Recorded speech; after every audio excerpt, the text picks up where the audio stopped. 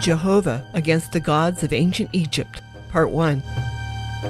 Jehovah's showdown with the pagan gods of ancient Egypt is found in the book of Exodus, chapters 7 through 12. God is not only showing his power to Pharaoh, he's poking fun at the entire pantheon of Egyptian gods as he reveals his power to the children of Israel in preparation for their delivery from slavery. In the course of 3 videos, we'll briefly explore which of Egypt's many gods Jehovah is ridiculing with each of the 10 plagues. It's not a comprehensive list of Egypt's pantheon, and scholars do not always agree which gods relate to which plague, but it's a fair overview. If you haven't read the story in Exodus lately, I suggest you do. And so we begin. Moses and Aaron have requested that the slaves be allowed to go to the wilderness to worship God, and Pharaoh has refused.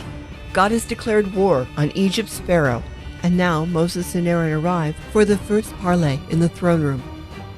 As expected, Pharaoh demands a sign, and at God's command, Aaron throws down his staff, and it becomes a serpent, probably a cobra. Then the court magicians throw down theirs, and they also become serpents. But Aaron's serpent swallows up those of the magicians, and this time the magicians can't replicate that sign. The serpent, particularly the cobra, was revered by the Egyptians. It represented life energy, resurrection, wisdom, power, cunning, death, darkness, evil, and corruption. The uraeus was a golden emblem of a spitting cobra worn on the pharaoh's forehead and was the most potent symbol in Egypt. The Ouroboros, a snake swallowing its tail, was the symbol of rejuvenation and eternity. This was but a mild demonstration of God's power, and Pharaoh is unimpressed. From now on, things will get progressively worse. A few days later, Pharaoh is on the banks of the Nile bathing and offering sacrifices. He is interrupted by Aaron and Moses, again requesting that the Hebrew slaves be allowed to go into the wilderness to worship. This is accompanied by a warning that if he doesn't allow them to go, the Nile will turn to blood. Pharaoh refuses, and Aaron stretches out his staff so that not only the Nile, but all the surface water across the land turns red. In the Egyptian language, the word blood is also a color. Was this real blood? Quite possibly God used a toxic red algae from the heavy rainfall that caused the water to turn red, the fish to die, and the water to stink. But the timing and quantity was purely God's. Whether he uses natural or supernatural means, Jehovah's rule is no less miraculous. This could be replicated by the Egyptian magicians, but it could not be reversed. The 3 gods associated with the Nile were Hapi, Osiris, and Khnum. Hapi was the god of the Nile's annual flooding. He had female breasts to bring a rich harvest to the land. He was known as the Lord of the Fish and the Birds of the Marshes. Osiris was the god of the afterlife, underworld, and the dead, and was depicted as a green-skinned man with a crook and flail. The Nile was his bloodstream. Khnum was the water god, guardian of the river's source, and the god of creation. Usually he is shown with the head of a ram. God gives Pharaoh a week to think about it, and then sends Moses and Aaron back to him with the request to let the Hebrews go to the desert to worship, or he'll send a plague of frogs. Of course, Pharaoh refuses. Aaron raises his staff, and this time frogs come from everywhere to cover the land.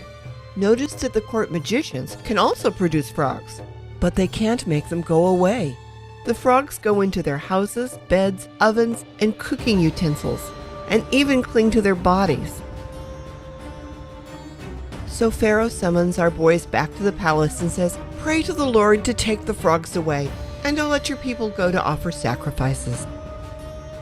Moses says in effect, "Okay, you picked the exact time, just so you'll know that it's God doing it." Moses prayed, and at the appointed time God answered, but not by making all the frogs hop back into the water. The frogs died right where they were, in the houses, in the cooking pots, in the ovens, in their beds. The Egyptians had to shovel them into piles where they rotted and reeked. Of course, Pharaoh reneged on the deal. To the Egyptians, the frog was the symbol of life and fertility. Hakwet was the frog goddess. She was married to Khnum, who formed each person on his potter's wheel. Hakwet then breathed life into them before they were placed in their mother's womb. She is associated with the final stages of childbirth, and pregnant women wore her likeness as an amulet. So next, with no warning to Pharaoh, God tells Moses to tell Aaron to stretch out his staff and strike the dust, and from it rose gnats, body lice, ticks, fleas, sandflies, and/or mosquitoes.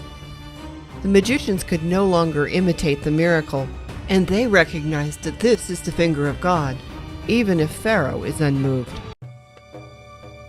It is the Egyptian god of the desert, Set or Seth, against whom Jehovah directed this plague. Set is the god not only of the desert, but of storms, chaos, and war. He is depicted as an enigmatic creature, referred to as the Seth animal, a beast resembling no known creature, although it could be seen as a composite of an aardvark, donkey, and jackal.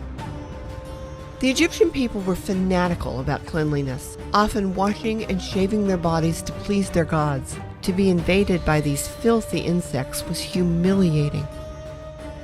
The first 3 plagues were inconvenient, unpleasant, and uncomfortable. Now Jehovah is going to start turning up the heat. He is also going to extend special protection to Israel so that they do not have to suffer. We don't know exactly how long each of these plagues lasted, nor how long the interval between many of them was. But to the suffering Egyptians, it must have seemed like an eternity. Next we see Pharaoh, once again heading down to the Nile, probably for his morning ablution, and again he finds his nemesis, Moses and Aaron, awaiting him. God tells Moses to tell Aaron to tell Pharaoh, "If you don't let my people go to worship me, tomorrow I will send swarms of flies. Your houses will be filled with them, but there will be none in the houses of the children of Israel." Of course, Pharaoh ignores the warning, and God releases a swarm across the people of Egypt, in their beds, houses, food, and the ground under their feet. The text says, dense swarms poured into the land. These were probably ichneumon flies, or wasps, that bury their eggs in the skins of humans and animals. They might have also been blood-sucking horseflies, gadflies, or dung beetles. These insects brought more than misery. They also spread disease. The goddess Uatchet was the deity associated with flies. She was guardian of the marshes and the noonday sun. On her head she also wore the symbol of the cobra, as she was the protector and defender of Egypt and the Pharaoh. Khepri was the god of creation, the movement of the sun, and rebirth. He is depicted with the head of a scarab beetle. Finally, Pharaoh summons Moses and Aaron back to the palace and says, "Go sacrifice to your God, but do it here, not in the wilderness." Moses says, "No, offering sheep and goats as a sacrifice here would be an anathema to the Egyptians. They'd stone us. We've got to go away." So Pharaoh tries again. "Okay, you can go to the wilderness, but just don't go too far. Now pray that I'll get rid of these flies." So faithfully, Moses intercedes in prayer, and it says, "Not a fly remained." But Pharaoh wouldn't let them go. Again, we don't know how much time passes between the flies and the next plague. But this time God sends Moses and Aaron to court to tell Pharaoh that if he doesn't let the people go, tomorrow he'll send a terrible plague on all sorts of livestock, including horses, donkeys, camels, cattle, sheep, and goats. But no animal belonging to the Israelites will die. And Pharaoh just lets it happen to his people. That's how hard-hearted he is. This is becoming catastrophic to their economy. But the king doesn't care. He's a god after all, and his pride is at stake with these Israelites. But you can bet the Egyptian people care when their livelihood and riches, their food and means of transportation are all dead and rotting in the field. But God kept his promise to the Israelites. Pharaoh even investigated and found to be true that none of the Israelites' animals had been touched.